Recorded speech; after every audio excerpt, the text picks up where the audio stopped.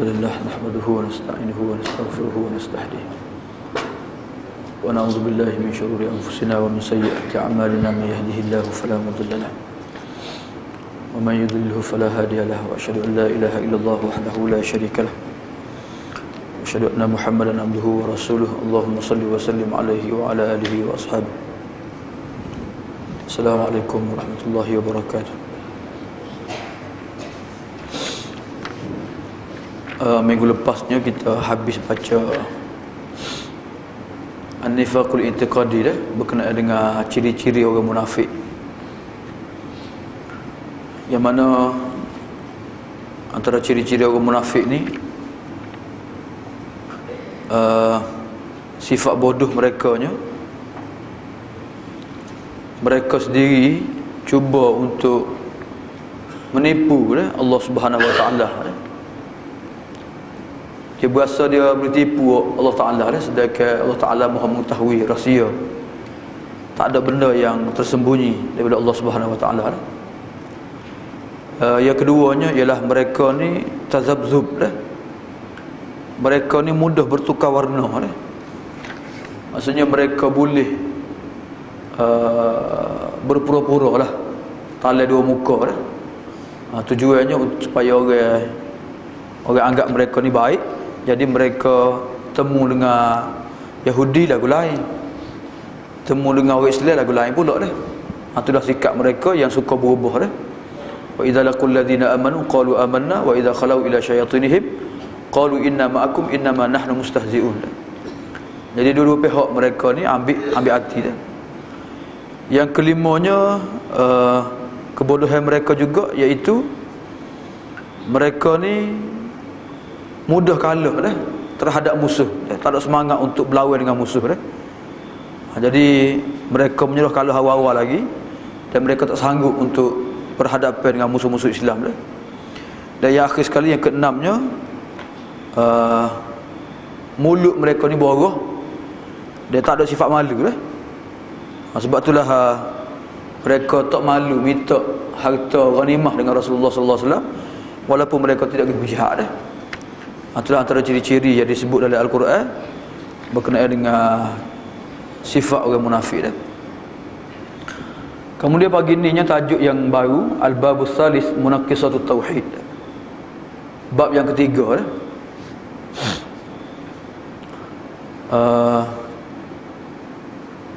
bab yang kedua baru ni berkenaan dengan perkara yang membatalkan tauhid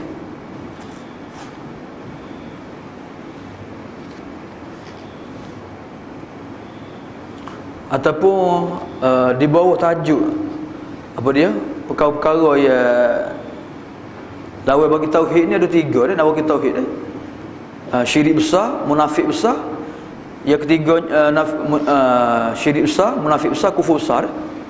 Ni bab yang ketiga ni bab lain pula Bab yang ketiga ni syirik kecil syirik kecil, kufur kecil dan nifak yang kecil Tapi kecil pun boleh bawa pula besar juga Macam kebakaran Dia bermula dengan dapur terbakar ataupun litah-pitah Bermula dengan kecil juga tapi akhirnya merebak, akhirnya bakar habis rumah Jadi munaqqisatut tauhid, perkara-perkara yang boleh mengurangkan, boleh melemahkan tauhid Al-wasail allati tusilu ila syirkil akbar, jalan-jalan yang boleh membawa kepada syirik besar Dia Rasulullah sallallahu alaihi wasallam bukan sahaja larang kita melakukan syirik besar, kufur yang besar, bahkan Rasulullah juga menutup lubang-lubang ataupun jalan-jalan yang membawa kepada syirik yang besar kufur yang besar Tengok, lamma kana syirku al-akbaru a'zama dhanbin usiyallahu bihi haramallahu wa rasuluhu kulla qawlin aw fi'lin yuaddi ilaihi aw yakunu sababan fi wuqu'il muslim fihi. Oleh kerana syirik besar ni merupakan dosa yang sangat besar, yang mana diderhakai Allah Subhanahu Wa Taala dengannya, maka Allah dan Rasul melarang ataupun mengharamkan setiap perkataan atau perbuatan yang membawa kepada syirik besar ataupun menjadi sebab jatuhnya seorang muslim kepada syirik yang besar. dalam akhir kitab Azkar Nawawi dah. Kali Jumaat untuk imam kita mengajar Azkar Nawawi kan. Hak belakang sekali tu. Dan begitu juga di akhir kitab Riyadhus Shalihin dah. Sebab Riyadhus Shalihin dengan Azkar Nawawi ni pengarah sama ya. Nawawi dah. Dua-dua kitab ni akhir tu dia tulis berkenaan dengan perkataan ataupun perbuatan-perbuatan yang membawa kepada syirik besar dah. Wasail lah. Yang Nabi larang, Nabi tegah kita dah. Jadi Rasulullah bukan sahaja larang syirik besar, bahkan juga larang daripada jalan-jalan ataupun faktor-faktor yang membawa kepada syirik besar. Jadi faktor ni sama ada dalam bentuk perkataan ataupun perbuatan dah. Rasulullah sallallahu alaihi wasallam kana harisan ala hidayati ummatihi wa salamatiha min kulli ma yakunu sababan fi halakiha. Kama qala ta'ala laqad ja'akum rasulun min anfusikum azizun 'alaihi ma 'anittum harisun 'alaikum bil mu'minina raufur rahim. Nabi sallallahu alaihi wasallam bersungguh-sungguh untuk memberi petunjuk kepada umatnya. Dia bersungguh-sungguh supaya menyelamatkan mereka daripada semua sebab-sebab yang menjadi sebab kebinasaan mereka. Jadi semua sebab-sebab, faktor-faktor boleh membinasakan umat, Nabi akan tutup awal-awal lagi dah. Nabi akan sekat awal-awal lagi dah. Dan Nabi ni bersungguh-sungguh nak wayak kepada umat dia dah. Firman Allah dalam surah At-Taubah ayat 128, laqad ja'akum rasulun min anfusikum, demi sesungguhnya telah datang kepada kamu seorang rasul dah. Min anfusikum, daripada diri kamu juga dah. Ni ada orang baca min anfasikum dah. Min anfasikum dah. Baca min anfasikum tu pertama sekali qiraat yang tidak sabit lah. So yang keduanya min anfasikum ni qiraat yang dibaca oleh orang puja Nabi. Orang puja Nabi ni dia nak angkat Nabi, dia kata min anfasikum dah. Nabi ni orang yang paling berharga, paling bernilai, paling hebat lah.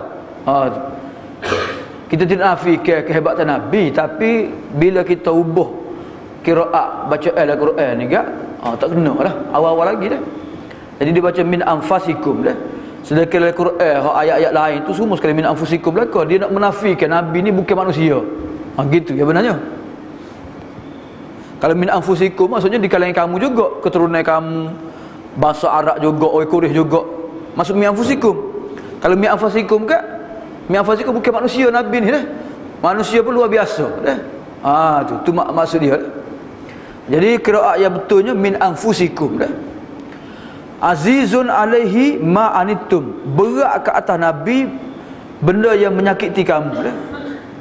Azizun alaihi ma anittum, Nabi tak ditengok kalau benda tu membebankan umat dia dah.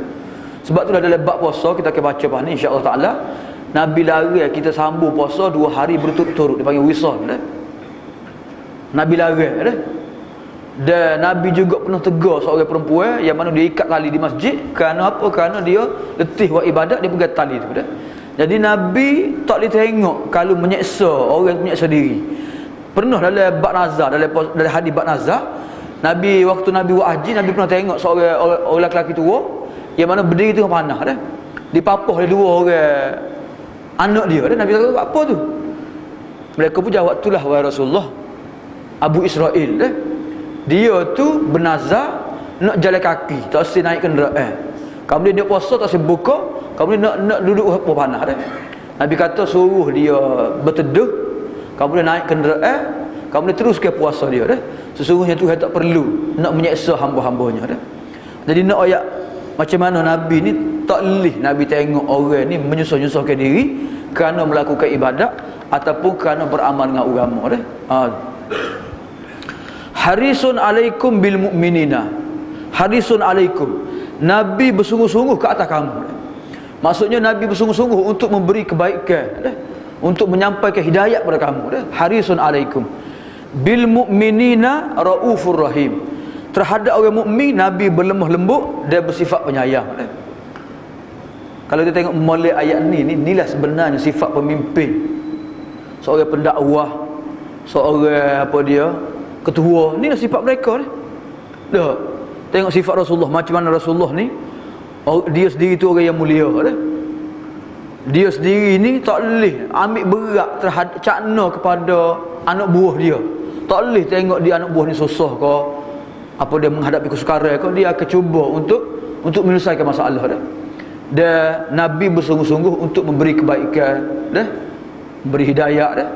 Dan lebih-lebih lagi Nabi ni bersikap lemah lembut, dia penyayang kepada pengikut-pengikut dia, umatnya dah. Inilah sebab apa Nabi ni dia disayangi oleh umatnya, sahabat-sahabat ridwanullahi alaihim ajma'in. Okey, sifat ni menunjukkan Nabi ni tak ataupun nak elakkan umat dia terjerumus dalam perkara-perkara yang bahaya dah. Kita baca dah hadis sebelum ni macam mana Nabi besar waktu Nabi nak mati Nabi sebut la'anallahu al-yahud wan nasara, Tuhan laknat Yahudi Kristian kerana mereka menjadikan kubur-kubur nabi-nabi mereka sebagai masjid ala fala tatakhidu kubur anbiya, maka Nabi larang Jadi Nabi larang itu Nabi takut jadi umat dia meniru Yahudi Bani Israel dan meniru umat-umat sebelum ni dah. Wa qala Abu Dzar radhiyallahu anhu tarakna Rasulullah sallallahu alaihi wasallam ataupun tarakana Rasulullah wa ma ta'irun yuqallibu janahaihi fil hawa illa wa huwa yuzakkiruna minhu ilman. Abu Dzar kata radhiyallahu anhu, Rasulullah meninggalkan kami, tidak ada seekor burung yang mengibas sayapnya di udara kecuali Nabi memperingatkan kami, menyebut ilmu pada kami tentangnya. Maksudnya Rasulullah mati dalam keadaan Nabi royak belaka. Tak ada sekara pun Nabi tinggal, royak belaka. Baki lagi kita tak tahu, kita tak ngaji. Salah kita tu. Maklumat ada dah. Nabi sampaikan dah dalam Quran pun ada, dalam hadis ada. Cuma kita tak baca, kita tak ngaji, kita tidak ulai kaji balik. Jadi Abu Dzar kata Rasulullah royak belaka dah. Hatta buruh hak berterbangan pun Nabi royak dah. Ma faratna fil kitab min syai. Kami tak tinggal kitab ni sedikit pun. Semua kami royak belaka dah. Itulah apa yang disebut oleh Abu Dzar radhiyallahu anhu, orang hak rapat dengan Nabi, orang hak dia selalu mendengar tazkirah dan penyampaian ilmu oleh Nabi sallallahu alaihi wasallam. Qala wa qala Rasulullah, dan Abu Dzar juga kata sabda Rasulullah sallallahu alaihi wasallam, ma baqiya syai'un yuqarribu minal jannah wa yubai'u minan nar illa bayyana lakum. Tidak meninggal sesuatu yang boleh mendekatkan kepada syurga, boleh menjauh daripada api neraka, kecuali Nabi akan jelaskan kepada kamu, Nabi akan terangkan kepada kamu dah. Semua perkara Nabi royak belaka dah. Jadi tak perlu kita fikir sakit kepala lah. Nak buat gana untuk syurga kita pun reka cara. Tak perlu dah. Ikut Nabi royak ikut Nabi bawa ikut Nabi buat dah. Dah. Kamu ni macam mana nak elak api neraka tak perlu fikir juga. Sebab apa? Sebab Nabi royak belaka dah. Cari saja apa dia Nabi dia bagi panduan dah. Jadi dalam masalah akidah kau, dalam masalah ibadat kau, semua sekali Nabi royak belaka dah. Tak ada Nabi tinggal pada kita dalam keadaan kita ni meraba-raba, dalam keadaan kita ni mencari-cari dah. Tak ada dah. Semua sekali Nabi tinggal dengan panduan belaka. Wa sabata anin Nabi sallallahu alaihi wasallam annahu qala innama masali wa masalul nasi kamathali rajulin istawqala nara falamma adaa'at ma hawlahu ja'ala al-firasha wa hadhihi ad-dawab allati taqa'u fi an-nar yaqa'na fiha. Ni hadis ni Nabi buat perbandingan terhadap diri dia dengan umat dia. Nabi kata perumpamaan aku dengan perumpamaan manusia ni ibarat seorang lelaki yang menyalakan api. Ni tengah-tengah dalam hutan ke, tengah-tengah pada pasir ke, kita menyalakan api. Tiba-tiba bila kita menyalakan api, falamma adha'at ma haulahu ja'al firashu wa hadhihi dawab. Maka serangga-serangga hak terbang ni, katu ke, belalai ke, katak ke, binatang-binatang ni bila tengok api, cahaya mereka nak mari nak masuk dalam api. Jadi Nabi kata mereka nak masuk dalam api tersebut. Faja'ala rajulu, maka lelaki inilah yang menghalang mereka, yang sekat mereka, yang tepih mereka, tapi mereka masuk juga dah. Maka aku ni pegang kamu, halang kamu, pegang pinggir kamu, tarik kamu daripada kamu nak masuk neraka dah. halummu anin nar, jauhlah kamu daripada api neraka dah. Halummu anin nar, jauhlah kamu daripada api neraka dah. Tapi fataglibuni fatuqahhimuna fiha, kamu mengalahkan aku, kamu masuk juga dalam api tersebut dah. Jadi Nabi nak ayatnya, itulah bersungguh-sungguhnya Nabi nak halal, nak sekak, nak tepih dak, nak apa dia tutup jalan daripada umat dia ni masuk neraka dah. Tapi ada juga di kalangan umat tak dengar kata, tepuh juga dah, langgar juga dah, masuk juga, akhirnya masuk neraka. Jadi Nabi lari-lari dah, Nabi lari dengan keras sekali dah. Sebab itulah kalau kita buat kajian terhadap larangan-larangan Nabi ni, dia banyak ikat. Ada larangan hak haram dah. Haram tu pula haram hak menyebabkan jadi syirik, jadi kufur, jadi munafik besar dah. So kamu dia lari tu sekadar dosa besar saja dah, dosa kecil dah. Kemudian dalam larangan Nabi juga ada hak makruh. Jadi kita tengoklah secara mana larangan Nabi tu. Kalau Nabi laknat nah, tu bahaya benar lah tu. Kalau Nabi laknat nah, atau Nabi menyerupakan orang tu dengan Yahudi Kristian dah, tak, atau Nabi beri ancaman neraka dah, itu menunjukkan benda ni benda besar dah, kesalahan besar dah. Jangan kita pandai remeh terhadap ancaman-ancaman ataupun larangan-larangan Nabi SAW dah. Okey, tu dua hadis lah. Satunya hadis Abu Zar, yang keduanya Nabi sendiri sebut tu tadi dah. Jadi kesimpulannya daripada dua hadis ni kita faham, dari ayat Quran juga kita faham bahawasanya farrasulu hamma janabat tauhid min kulli ma yuhdimuhu aw yunkisuhu himayatan muhkamah wa sadda kulla tariqin yuaddi ila syirki walau min ba'id li'anna man sara ala darbi wasala. Maka Rasulullah sallallahu alaihi wasallam baginda memagar dah kehormatan tauhid daripada semua perkara yang boleh membinasakan, boleh merobohkannya ataupun boleh mengurangkannya dah. Nabi buat dengan betul-betul lah, dengan kemah kemih, dengan bersungguh-sungguh dah. Rasulullah pagar tauhid dah.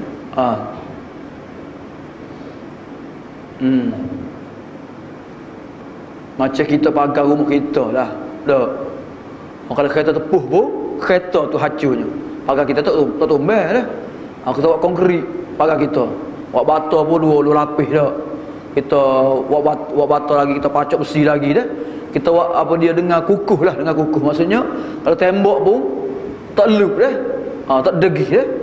Jadi begitulah Nabi SAW pagar sungguh-sungguh dah tauhid ni dengan banyak perkara supaya apa, supaya tidak ditembusi, tidak dapat dirobohkan oleh musuh-musuh ataupun orang-orang yang tidak bertanggungjawab dah.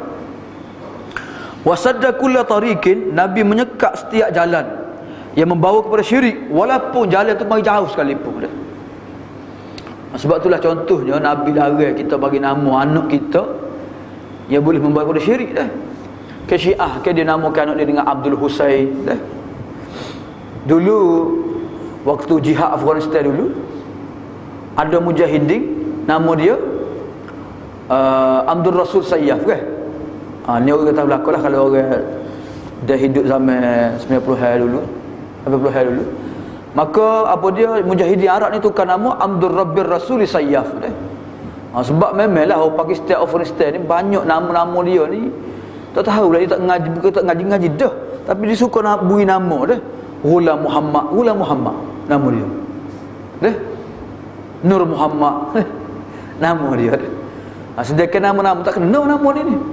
Sebab itulah dalam bab hamba baca dalam Ibnu Majah dah.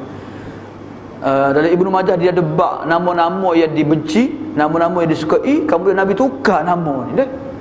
Nama orang Nabi tukar dah. Nabi tukar ni antara sebabnya kerana apa? Kerana muhim asyirik dah. Kalau boleh membawa kepada syirik dah, boleh membawa kepada pengabdian kepada makhluk, bukan kepada Allah Taala dah. Jadi Nabi tukar nama tersebut dah. Nabi menyekat setiap jalan yang boleh membawa kepada syirik, walaupun jalan tu jauh sekalipun dah. Kerana kalau jauh sekalipun, kalau kita jalan-jalan akan sampai juga kepada syirik tu dah. Sekat bawah lagi dah, sekat bawah lagi. Sebab itulah dalam kaedah agama dia panggil saduz zara'i dah, saduz zara'i. Saduz zara'i ni maksudnya kita tutup apa dia punca yang awal-awal lagi boleh bawa kepada kerosakan dah. Contohnya dululah ada keputusan daripada Kementerian Pelajaran supaya halal dia tak bagi setiap pelajar sekolah ni, baik sekolah menengah ke sekolah rendah ke, tak boleh bawa telefon pergi sekolah. Dah. Kalau bawa telefon sekolah agak, tak ngaji, duk main telefon dia. Dah, mulai telefon ni canggih belaka. Dulu telefon ni ya. Mesej dengan apa dia telefon ya.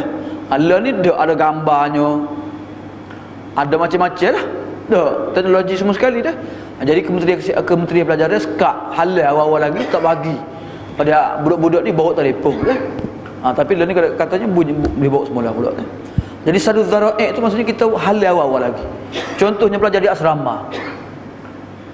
KJS banyak sekolah KJS, sekolah yayasan pun ada. Dia buat asrama lelaki perempuan ni asing awal-awal lagi. Dia tak benar orang lelaki pergi sama perempuan pergi ke lelaki dah. Sebab apa? Sebab aku takut berlaku benda-benda tak molek lah. Tutup awal-awal lagi jalan. Tutup sekat awal-awal lagi. Tu masuk sadud dzara'i dah. Tapi bila-bila sekat pun berlaku juga. Dah. Bawah tangga pun berlaku juga dah. Ke baru ni ke tu anak baru ni. Pasangan tu hak puai umur 16. Hak lelaki umur 18. Maksudnya sekolah hal lagi dah. Dia kata ni, dia kata pak. Dah, beranak pergi klinik. Sakit perut, masuk tandas bubuh ada taki dah. Yang teruk dah tu sapah lah, yang bubuh dah tu dah parik dah dah. Allahu akbar. Jadi ni sebab apa? Sebab kita tak kawal awal-awal lagi lah pergaulan ni, dia menyebabkan berlakunya zina, dia menyebabkan melahirkan anak luar nikah dah. Yang kedua yang disebut sini, wali anna syaitan yuzayyinu lin-nasi a'mal as-su' wa yatadarraju bihi minas sayyi ila al-aswa' syai'an fa syai'a hatta yukhrijahu min dairatil Islam bil kulliyah. Yang keduanya kerana syaitan ni dia cuba untuk menghiaskan amalan-amalan buruk pada manusia dah. Maksudnya amalan yang buruk nampak comel dah. Amalan tu tak betul tapi nampak comel dah. Oh banyak benar lah. Dah.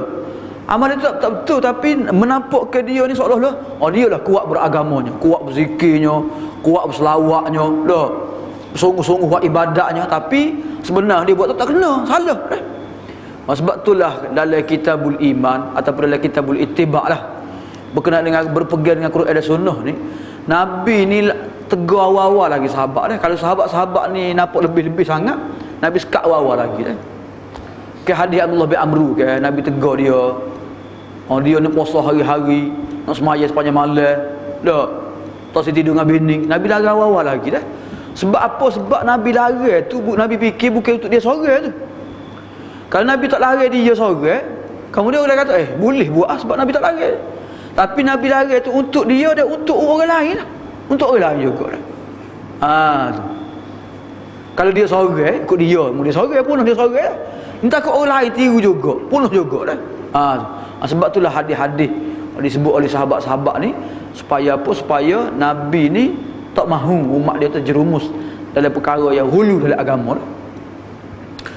Dan syaitan ni juga, benda hak buruk ni sedikit demi sedikit dia akan dia bawa kepada perkara hak lebih teruk lagi, lebih buruk lagi dah. Sehingga menyebabkan terkeluar daripada Islam secara keseluruhannya dah. Sebab itulah dalam ayat mana? Dalam ayat surah Yusuf dah. Qul hadhihi sabili ad'u ila Allah ala basiratin ana wa man ittaba'ani dah.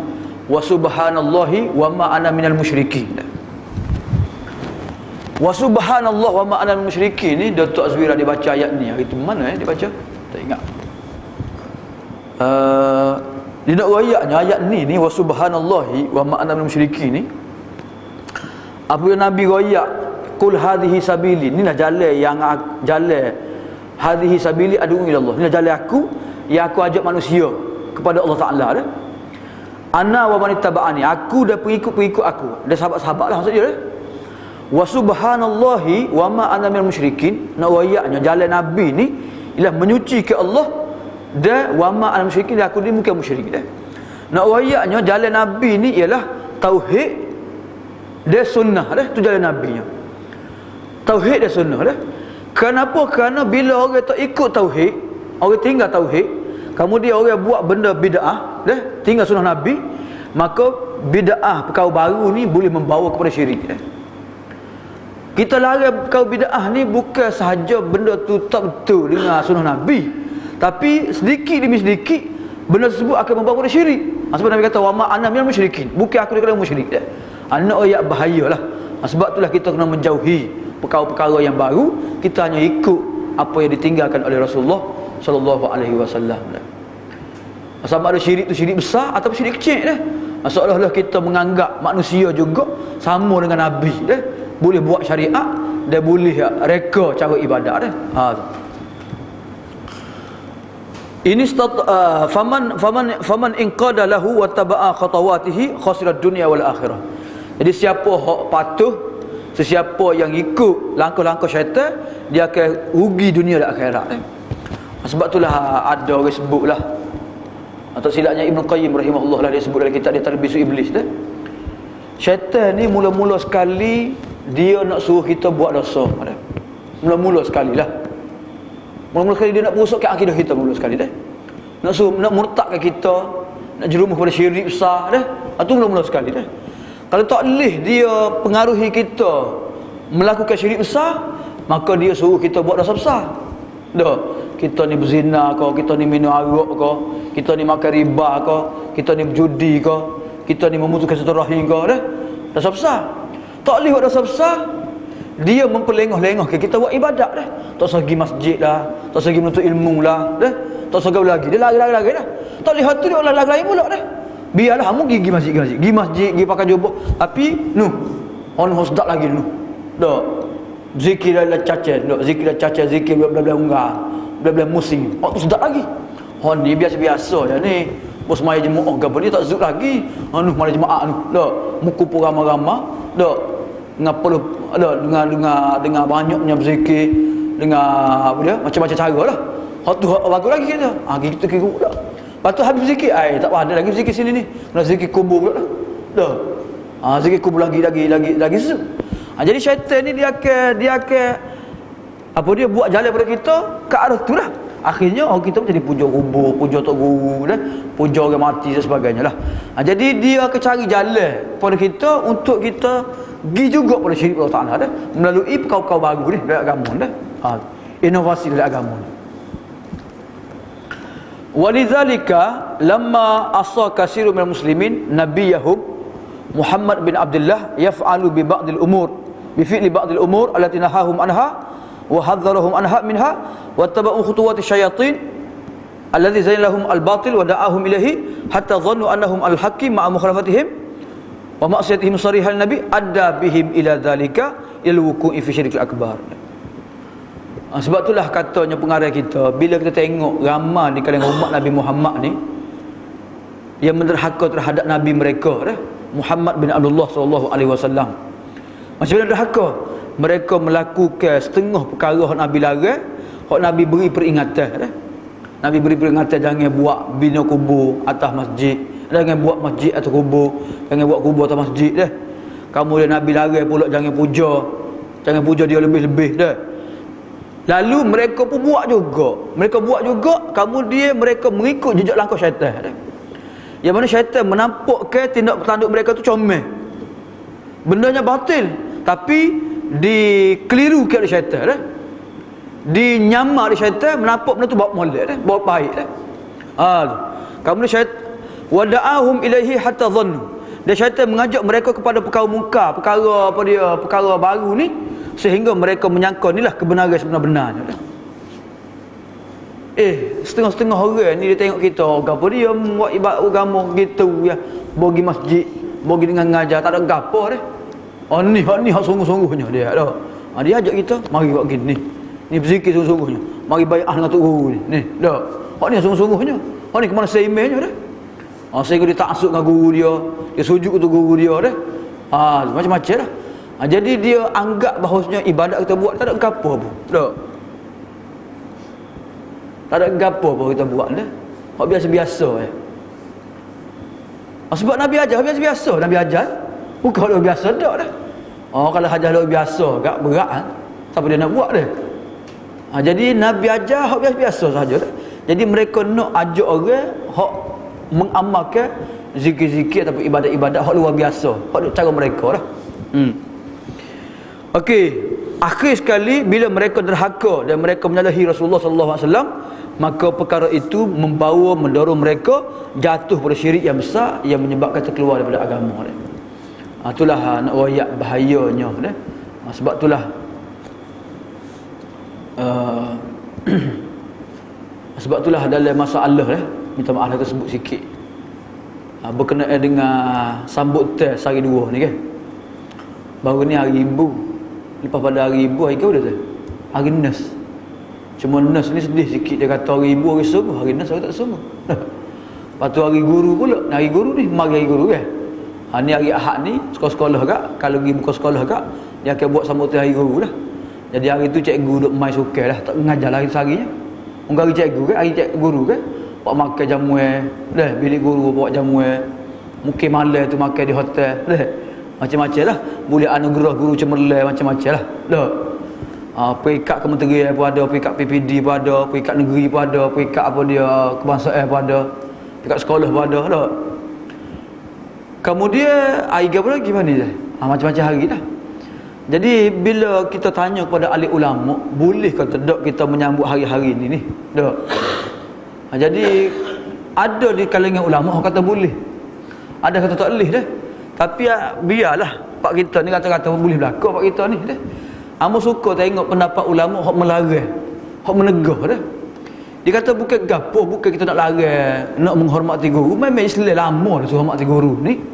Suruh kita memuliakan guru, suruh kita menghormati guru dah, suruh kita ni apa dia ambil berat terhadap guru. Lama dah dah. Dan kalau kita tengok cerita-cerita apa dia alim ulama dah, macam mana mereka menghormati guru mereka, hebat dah. Tapi sambut teh ni sebenarnya baru saja dah. Jadi diperkenalkan oleh orang barat lah. Dah, orang barat memperkenalkan dah. Memperkenalkan hari ibu, hari bapa, dah, hari anak, hari cucu, hari datuk, dah. Hari ke lagi saya. Jadi habis memperkenalkan hari-hari ni, tujuan dia yang pertama sekalinya kita tak nampak dah. Pertama sekali kita menyerupai orang Yahudi Kristian sebab mereka yang memperkenalkan. Dah.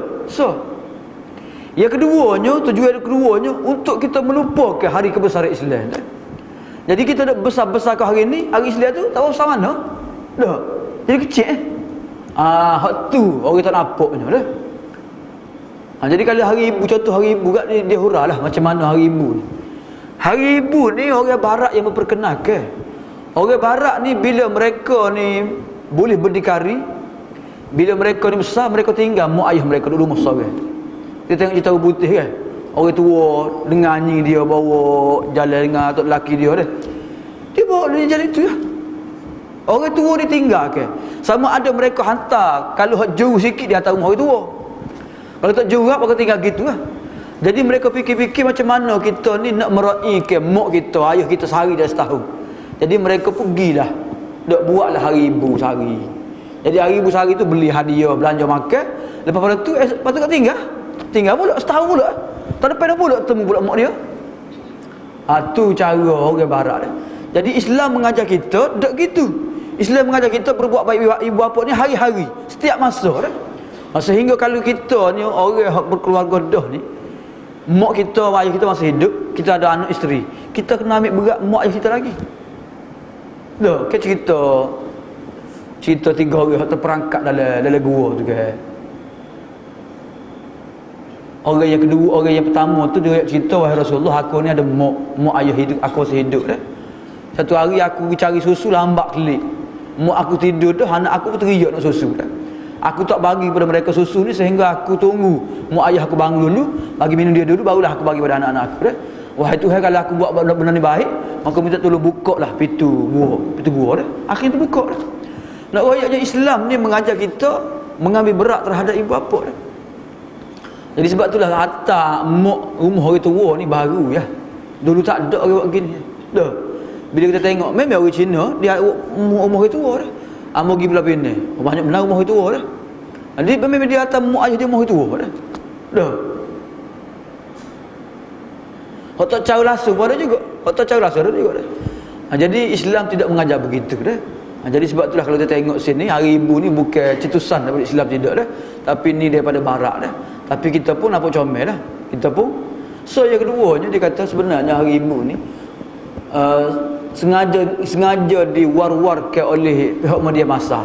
Sebab apa? Sebab orang hak jual kek icing, orang hak restoran-restoran besar-besar ni suka benar lah. Moleklah hari ibu mari makan sini. Dok, promosi hari ibu. Dok, mari beli kek, mari beli baju, mari beli hadiah. Betul lah pasal raya ni. Sebab apa? Sebab orang buat sambut hari ibu, orang beli hadiah. Dok, orang makan. Hari guru orang makan besar pula. Itu lah dia naknya. Itu yang war-warkan sangat tu.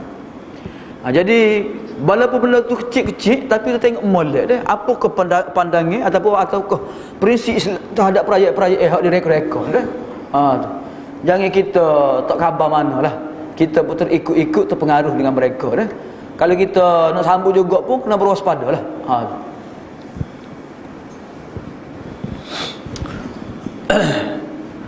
Wasaubayinu insyaallah salasan min ahamil wasail allati tusilu ila syirki wa tuqi'ul muslim fihi wallati hadhara minha nabiyuna Muhammad sallallahu alaihi wasallam fil mabahis al-atiyah.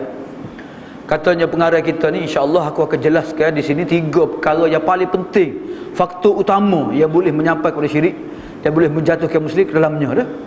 Yang mana telah diperingatkan oleh Nabi sallallahu alaihi wasallam. 3 perkara dah. Kalau kita tengok sini 3 perkara ni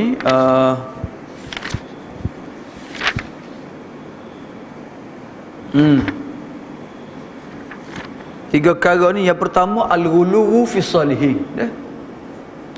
Pertama, bersikap melampau dalam memuja-muja dalam menghormati, dalam memuliakan dalam mengagung-agungkan orang soleh.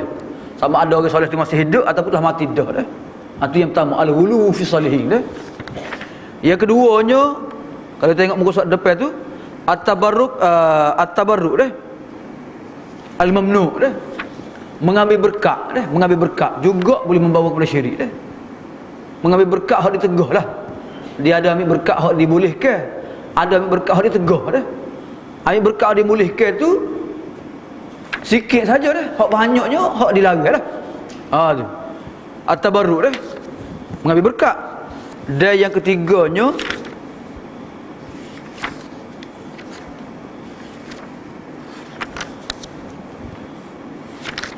mana yang ketiga tu?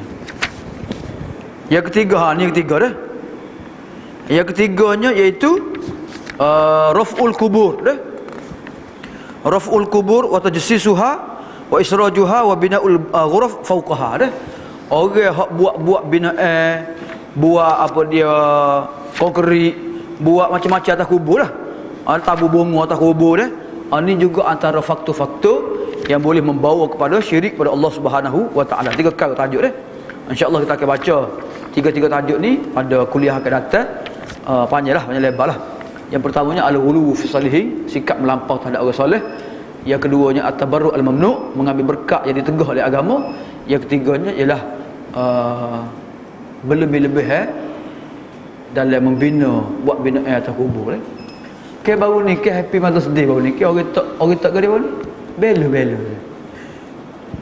dia tak bela atas kubur, dia pun tabur bunga atas tu dia pun tulis happy Mother's Day, selamat hari ibu baru ni di Selangor baru ni yang sayang bawa ayat Selangor hak kata masuk dalam Facebook masuk hak dia tak ke tu dia tak ke dia kata tak kasih ngaji Quran atas kubur, dia pakai solar jadi Quran tu kaset tu akan dihadap ke kubur kaset tu akan ngaji sama tak kira selagi mana tak bunuh kaset tu akan ngaji Quran, ngaji dengan siapa kiamat ngaji.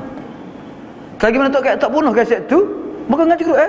Jadi tak perlulah tunggu kubur kau nak baca Quran tak perlulah, muka kaset baca dah. Jadi pahala boleh sama dia. Dak. Ni orang hak melampau lah. Dak, hak kita tengok kubur-kubur lain hak buat binaan, hak buat apa dia konkrit, hak buat cap-cap hak tu lebih lagi lah. Jadi itu 3 perkara wasilah bukan syirik tapi jalan kepada syirik jadi kita kena beringat dan kita kena tahu hukum hakal. InsyaAllah kita akan baca macam mana apa dia fatwa-fatwa ulama-ulama mazhab termasuk mazhab Syafi'i dan fatwa Jaki sendirilah berkenaan dengan 3 perkara lah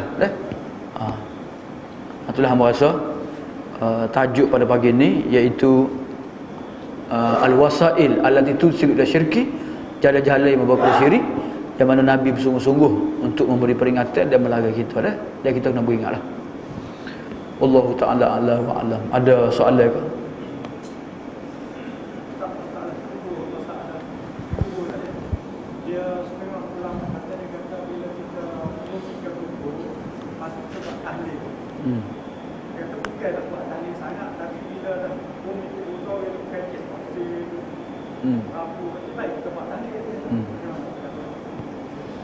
Okey, ada orang berhujah lah.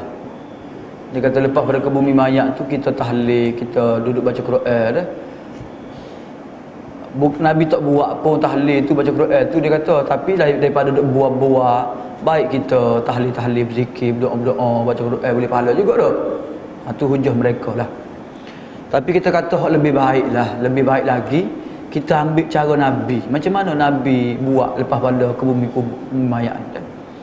Jadi Nabi ni pertama sekali adab ketika bumi mayat ni, Nabi suruh diam lah.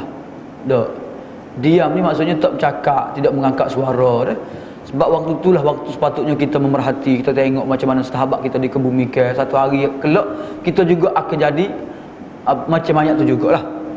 Maksudnya kita disuruh supaya diam, dia berfikir dah. Ataupun kita berdoa, dia beristighfar untuk si mati dah.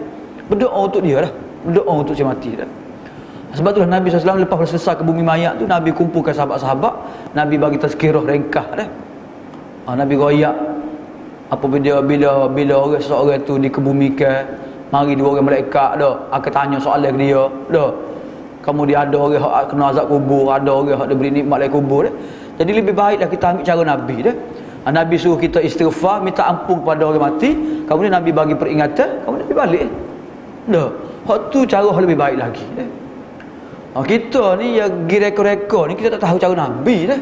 Tak tahu cara Nabi, kita tak ngaji ke ataupun tidak ada pendedahan ke macam mana dah. Tapi tu cara Nabi je dah. Cara Nabi nya pertama sekali kita kena beradab waktu berlaku di kebumian dah. Nabi ajar kita ni waktu belum mati lagi, Nabi ajar nak buat gana dah. Kita belum mati ke pakak-pakak ambil Yasin dah, baca itu, baca Yasin ni, baca Yasin dah. Dah, Nabi tak ajar baca Yasin. Nabi tak ajar baca Quran kepada orang hak mayat masih ada lagi dah. Semalam lewat dah, semalam pukul 11 orang telefon ke hamba dah. Adik hamba pergi ambil baru nikah, ingat tak? Mari dia. Jadi dua orang dia dengan sain dia tu. Jadi sain dia tu orang di Panji ni lah, ayah dia meninggal. Dia telefon tak boleh. Dia telefonkan hamba lah. Jadi hamba telefon balik ke ni. Jadi meninggal dah. Jadi bila terima berita kematian, bukan maksudnya kita pergi baca Yasin depan mayat tu, tak perlu dah. Kita baca doa sebagaimana Nabi ajar dah. Allahumma ighfir li Abi Salamah warfa' darajatahu fil illiyin waghfir wafsah lahu fi qabrihi wa nawwir lahu fihi dah. Nabi ajar doa. Kata inna lillahi wa inna ilaihi raji'un, kata beri takziah kepada keluarga dia, kamu dia baca doa untuk si mati dah, kamu dia segerakan, percepatkan apa dia pengurusan mayat tu. Dia panggil orang mari mandi mayat, mari kapal mayat dah, gali kubur cepat-cepat dah, kamu dia royak pada sahabat handai dia mari semayang mayat semua sekali dah. Itu cara Nabi ajarnya dah. Banyak ada baca doa dah. Kita puasa pendek doa ni, boleh 10 kali, panjang kena. Jadi kita tidak berpada dengan apa yang Nabi ajar. Tak pandai baca doa ni saja dah. Baca Yasin baru puas hati sikit dah. Tak puas hati juga, nak baca juga. Tak baca. Jadi kita ambil, sebab bila kita berjalan hais ni panjang lebar. Kita akan baca insya-Allah dalam Bulughul Maram ni panjang lebar. Nabi ajar sesuatu dah. Sakit Nabi ajar dah. Waktu sakit Nabi ajar dah. Nak mati Nabi ajar ngucap pula. Lepas pada mati Nabi doa, Nabi bagi takziah kepada keluarga. Lepas tu kat dikubur Nabi ajar dah. Nabi ajar belakang dah. Cuma kita saja tidak ambil, dia tidak cakna dah. Sebab tu kena royak semua lah. Bab kematian ni royak semua. Loh. Kalau bab semaya, bab puasa ni kita pusing semua, maka semaya puasa, bab akidah, bab mati-mati ni kena royak semua. Sebab kematian ni ada semua. Kalau kita pun tak ingat semua dah. Kena royak semua dah. InsyaAllah bila kita royak sunnah Rasulullah, kita boleh mengisi dan kita boleh buat sebagaimana Rasulullah ajar lah. sallallahu alaihi wasallam. Wallahu a'lam.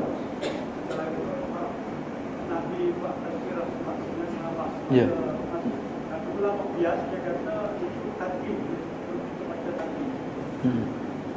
Talqin dia kandungan tazkirah Nabi itu telah direkodkan oleh para sahabat. Dah. Sahabat royak gapo dia Nabi sampai ke dalam ucapan dia. Bukan Nabi ajar bila mu mati apa dia mari dua orang malaikat dak dia akan tanya kamu hendaklah kamu jawab gege tak ada gitu. Nabi bagi tazkirah tu kepada orang hidup dah. Nabi royak tentang keadaan orang mati tu. Tak kena kita kiyah gitu dah. Enggak talqin dia nak kubur dah. Nabi tu nak kubur, Nabi keliling, sahabat keliling dia dah depan ke bumi ni.